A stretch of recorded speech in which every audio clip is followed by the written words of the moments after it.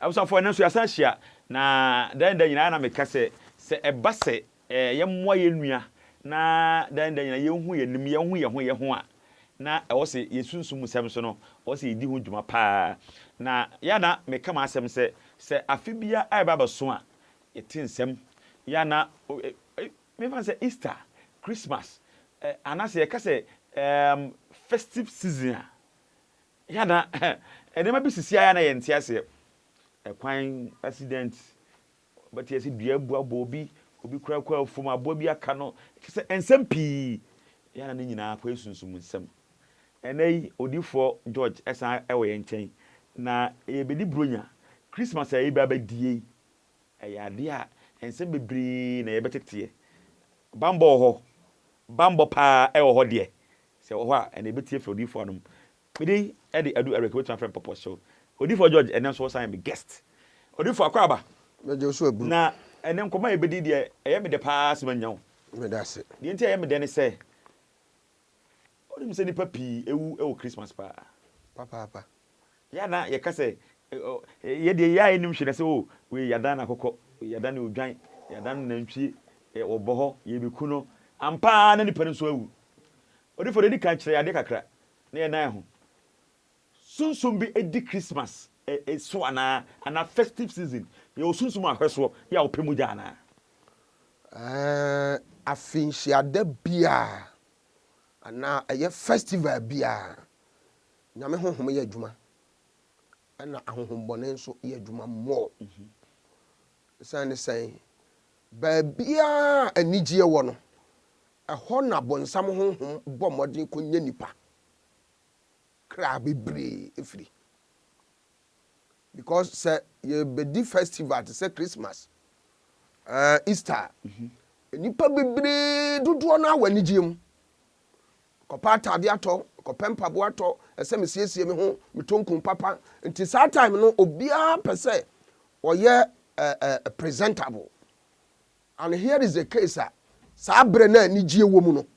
saa bre no so na bonsam so make sure say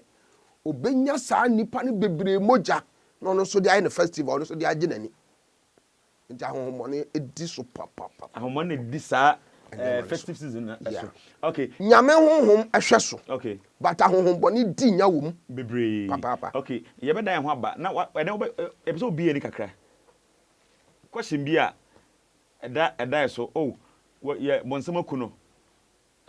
wa mo ne braye wa mo mpae bonsam akuno bronya Easter wakuno ya saa no bonsam no kuna ede na odi nipa ne ye ekra na odi ye den sunsumu asem na yebedi honkomo ya na emfaso be na wonya ana se wo twa nipa ne nkwa na so afiri wiase na ye ne de ana okuni wiasa asem bi wa kire ana bonsam no nipa ne ye ekra ne ye den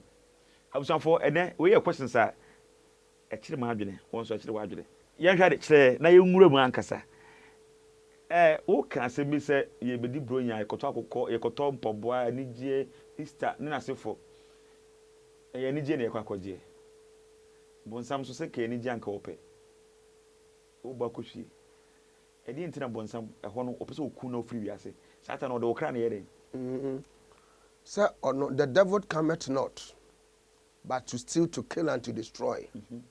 The purpose of bonsam no enti akristofo nyina gidie ne nyamsomfo nyina kire yen se adura finhyiada ye di afe Easter Christmas ye pese agi ani ma ye hye nyame anumunyam saa bre no nso ene wono nso aye word se bonsam ompa de fun o wo hwe omo kala na efe omo ho ofe omo agina bi abrane saa nkofo no no so pe ne kon dowom because obi eni ho no ma ududwane ba otin sika ba koto dwamba ngokunawe nti saa bre no a mo mani gi awie paye no a mo bagimani no saa bre no so no so trase hunu se ye akwa wadore sade afro wadore bonsam no hwan abaifo no ay abaifo na ye saa ne ma no nti kwan bia wo mo so befa so a wo omo benyan na wo so omo so de wo moja ene wo nam aye nigie de because time aye di festival no omo so di omo de hon saa bre no ana omo so anigi pa enti de omo ane se woni bambo a bra wo prepare se wo pe dwan wo pa akokɔ wo pe double wo pe krokro ene wo magye agye o mani no wono so atry se wo padepade a wo so wo no wo fe wo so mepa wo na wo so me so me society ye de agye ani enti ho no na se woni bambo pe na either say ode okra be fa accident mu na wagye wo mogya ana obobɔ wo yare wanya somfo bi obeso mu pe oboa yare ketewa bi na kun obeteta wa najo wada no no atwe okra aba okra pie na wode abate se me so de ekuta mi wode ahwe tirim kan ade be che wose ne ti o onde du hospital na mogya afiri ni hwenum tim na wakunu oboa omawe enti the secret a woman say se wanya bambo papa no odene na wo ne nanenam ko ne nanam ba bi rough na ka tro se bra baji bibi dware bra baji habanjo baji bra nipa ni ne tumi a wode be baake sa de na wo ya wo kwa akoye bat wo benyi kombekun accident bebrebe we was spirit be a friend blood vampire omo ne nam highways sa blood vampires no highway kwa tenten te se free akonkran na wakwa akogina ho ni agent ba ko ho na omo de ahoma te se ahoma e de botire na o de asana tela ahoma tia na o de asa kwan no o de san ho wi a sunsum no omo wo ankre bare a esisi ho enti ba bia ka no ahoma ne san e ho pepepepe na accident no besi esi bang sayawo na omo pawu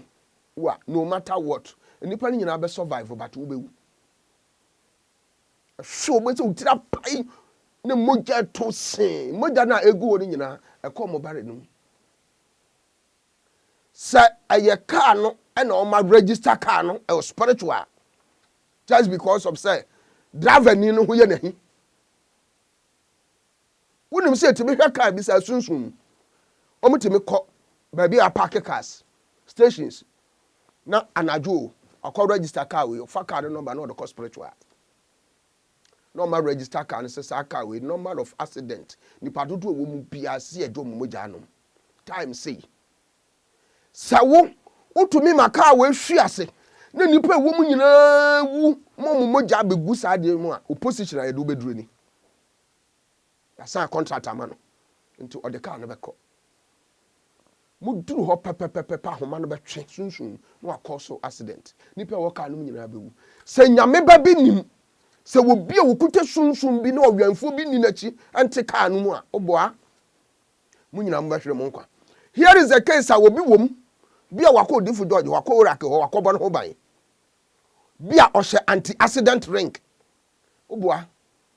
ka no betima hwe nipa wo nyina bewu so oboa mo baba na ogina nche ono na esom bobo na motwe nipa no adentra wabɔ no ho ban odifo ye George ya asɔre fo mfie aduasan wotwe me nsi efun da nansan ya na woman bi wanyini na wababrewa over 90 years owu ya ekosie no aden sa wobetimi achi oraka asɔre beku no untimi because wo mo ye nwan ya awurade de wo ma hye mensa ntimi wo nwan ho akontabuo nti esese me make sure say angels a wo energy wo soro me de won be ya akwankyira ba wo ho ban na wantimi anche me dwan ankowe no way enti sankofo ni nyina ye nkofo a wo ho da kwan a wo ni wianfo wo ni bambofo akokɔ batan okatare maso akroma nche no enti wo ni katasofu bia enum dwan wo de na masase so no mo ye yobe yiturufo a wonfa ye bewe wo enti bronya na eba no Easter na eba no e ya hwe yie obekwa akoton tarepa obekwa akoye niema esese festival obekwa party ni ade di kan tu na mo kopa baabi fa okra na yeden hye kopa okra na ni gie ne bambo wie ansana akopa honam ani gie mawie that is that odifo what say one ma ehu atom so ehu atom so ne say enti no na ekire se obonsam anase bayifo na yinim no se woku nipa di ohia fi nipa no wan se ne moja na wonum obanum no moja obawe ne nam asa na wa waku yakun no so waku sa wotena ho na bayifo ku onko heaven unya paradise papa bi ankotena da. I'm telling you. Sa wo ye Kristo ni na wo tena wiase. Ama bayifo kum unya heaven koda atofuwo. Okope den ho. Awurade abofo bo won a wosuro no ho nsraban hia anadwo na waje won. So den na wo ma bayifo kum. Good. I want a secret, you know. Say Awurade abofo bo won a wosuro Awurade ho nsraban hia anadwo na waje won de a. Wo Kristo ni presiding elder, deaconess, so for yere. Den na card wo ho wuye. Den na bayifo to be dane wudwan twa wuti sunsun. Den na bayifo di aba be bo wutiri ma de kyan hunu mutu moja. Yare keto bi bo do ko hospital wa mabium. Abafo bi enu eche mbo ho. Odifo yenye den. Nti sankofo ne nese so mko hwehwe sunsun mu eja. Sunsun mu eja papa. Nye bone. Na odi sunsun mu akwankyere gu akwan mu. Na onyame no a ne nsam hyira ma onipa yedefo no. Onyame no a wotini mu no. Sa nyame no. Odi ne tumi no akura won. Yenye den. Sankofo no so ne ko hwehwe sunsun mu eja. Oba me ho afan. Me nye yize so obenyame. But so hwehwe me a bi Awurade bayi wadom ama wabehume. Sante sa na sa da bia metra fidie so asema me kan se wo kodifu bi ho atrase bɔ ne ho mpaye nyame dɔ ne masa papa wei wobetumi afa ne so aboa me Awurade wobetumi afa papa wei so agye me ana anya sa obeju sika di obewie no hwɛ ade abonsamfo abaifo tiri no so obekɔ akɔfa bibia kan ho so akɔbɔ ho ban na ade no tumi nya dan enim wokɔ na obɛwe smart because akɔfa bibi hunahuna no ade so hwenim enti ese yebedi Christmas obi abɔ no ho ban obi amɔ no ho ban ye mobrapa na ye mo ho ban ye nya nkwase asɛm no tuare mo babɔ ho ban bra mfa ne mangu akwam ye na ehomra na ye mehwɛ bambo ewo mu sɛn bansere bambo eye jewe komene ana bambo eye mpaibɔ bambo eye dian na Christmas yi me pese mene wo den nyina yetrase na yetimi ehu ochena eni kwanse yetrase na bayifo ana osefo no ede ye hanam ema yense eti bambo na odifo George eka no ene de he ene se ye ba betie na ma aboa me no mienu odifo George ye bedi bronya nyame ma etio bambo no ede na obeyaman o kasa na number na screen so nti wohia bambo a na wafa number Awurade honhom wo tumi ni ahoden tumi bia wo wiase on say ya na me ka say de ya na before say obetse bambo no sad we na kita no o de yeden we aye sword ya o de yeden o de twitwa nseka o de twitwa nam na eseka ne sim me kwa konsunsun bia sword ekuma de kura me sunsun bia obi a wahumi wo sunsun bia ho sa me ba me sword kura me angel bia free so si from okuta sword and I am a companion of angels nti me sword do de me fa ni agro se o di jeme na mani bre na me pega sword na ensem bi ba me tirim a professor asem be se yamfa no to ya wo bambo ahodo mienu obi tumi kodware ne ma bɔ ne nipadua ho ban na ne kra wo mo ho ban wote ase ba suro de wotum kum kra no nso de wotum kum nipadua no ye wo niema bi wo ho a obi tumi dware tiemiye otwa ne sekan ya enka no otu ne tu ya ento obɔ na ba emmo but ono ana kra na atini mu no oni protection enti me protection ya na ehu eno kra no ehu because anya wo nipadua ne kaka na ya na me pa obambo nipadua ne ya okra ne dan nti se wokra ne free nipadua no mpa eye dan no ebedwira to agu nti de wo mu ane se di kan bi okra no ma usunsun ni nya ba bi nyina na no sabe aha ebdwa so yen kan badwom de all pe no otu anamo a Awurade ba fam so aboa no memma yesunsun ma de ama no wa hunu say yes obi a wabegye bamba no odin wodifo George ho bia no anka so meet spiritual na o hia attack o konka o munyina otu ni tuo sikan yo na wo kra no kra wo betu won na onam yem no okro no enti ho na okokuno no come and protect yourself against outer forces ɛno ne san yɛtu mirika kɔ nyame diifoɔ bi hɔ na wɔde sunsum mu akwankyerɛ gu akwan mu na wayɛ ama yɛn na yɛ kra no wɔde na gyina mpɛmpɛnsoɔ bi a obi frɛ wo kra a ɛnyɛ wo kra ne na bɛkɔ meme bambɔ no ase no yɛwɔ tuo deɛ yɛwɔ sekan deɛ yɛwɔ abaa deɛ ne yɛ physical but ɛno yɛana ɛyɛ but ɔkra ne deɛ na ɛhu ɔkra no ɛno na yɛde ne gyina mpɛmpɛnsoɔ bi sɛ onyame tee fam dɔteɛ na ɔde dwene nipa na ɔbɔ nkwa ho megu no mu nti nyame tee mu good nti ɔkra no na yɛde ne gyina mpɛmpɛnsoɔ sɛ wofrɛ Kofi Amoako mba na mmom ɛngye no okuta sɔɔdo no ɔna bɛpie nti wɔpie a wo a wofrɛ Kofi Amoako kra no ɛngye no ba bɛ strike wo nti wobɔ sɛ next time ɛsoma sɛ kɔkɔ fa so mɛsi wɔ sɛ hwɛ mekɔ yɛ nyame na yɛ madom na mitimi dwa na yɛ menkɔ biem ane yɛfrɛ no bambɔ obi sɛ bra bɛgye hama wɔ kɔdware bɛgye wɔ kɔdware yɛ ɛbutumi boa wo ba pɛkra no baabi ade no bɛgyina na angel move with ɔkra no nti obi a wani bi ehu sɛ yɛ apɔ sɛ kai this guy is not alone ɛna obi de wokɔ kɔnfoɔ hɔ malam hɔ no wɔtena se na ɔfrɛ wo kra no sɛ yɛ apa wo kra ne nkɔ da wobɔ sɛ angel na yɛde no yɛ dade sɛ no ma wo no yɛde wagya no angel no na bɛpie hɔ nti opie hɔ adeɛ na wopɛ sɛ ɔkyerɛ no ɔbɛkyerɛ wo spiritualist no sɛ yes ɔnyɛ easy nti bambɔ no one ɛno no second ɛne sɛ yɛma wadware nneɛma bi a wo kra wo nipadua no ɛyɛ dene yɛnto tuo ma no nka wo yɛnto sika ma nka wo yɛnto agya ma no nka wo yɛmma wabaa ma no nya wo ɛno yɛ physical but spiritually no yɛde wo spirit wo kra no ɛgya angel yɛkama bom so your spirit is moving with an angel whereby obi invoke wo spirit or now invoke wo soul sɛ ɔpɛ sɛ ɔyɛ no bɔne pɛ na angel na pie hɔ this is my protection me bambɔ na se no na sɛ deɛ okay deɛ ɛyɛ ade a ɔwɔ sɛ obi abɛyɛ bio wonyɛ na abɛtena hɔ na watie ma osɔfo ɔkɔ Bible college kɛkɛ no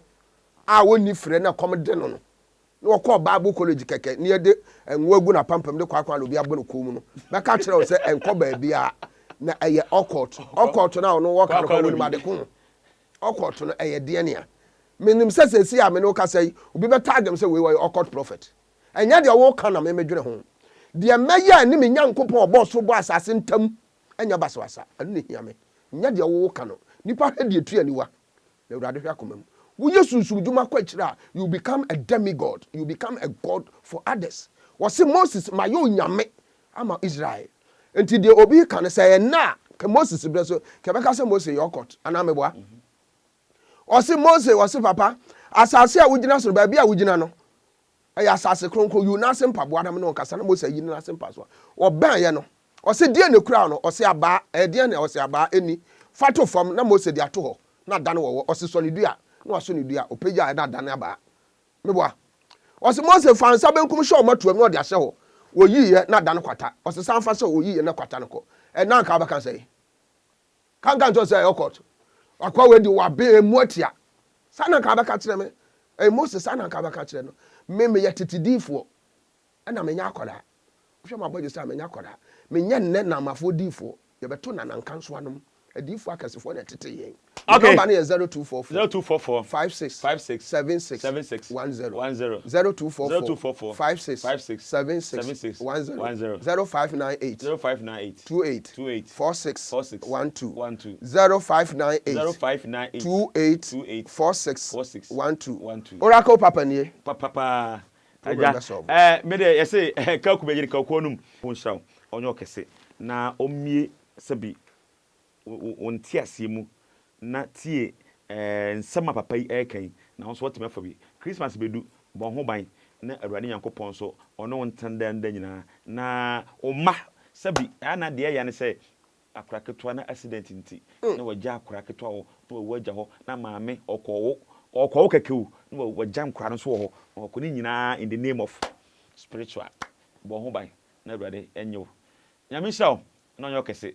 midin ede poposhew odifo George ena ene obey me guest Benjamin producer so na kumsin omo ena be me camera wo so ohwe me nyame hyiraw na mesre Awurade se omo ho ban onyi mfiri musuo ne asan mu ade e be musuo ne asan e obronya de Awurade Nyankopɔn ma ne mpare o ton aye nto o ma school sem enkoye ukuna adwuma nye yi wankasa so oba so oheme adwuma enye yi na enema nye kama na minim sɛ okɔ di for George won so oba be di adanse ama amasan so ate ewrade hyɛ wo ebesa hia da sɛnde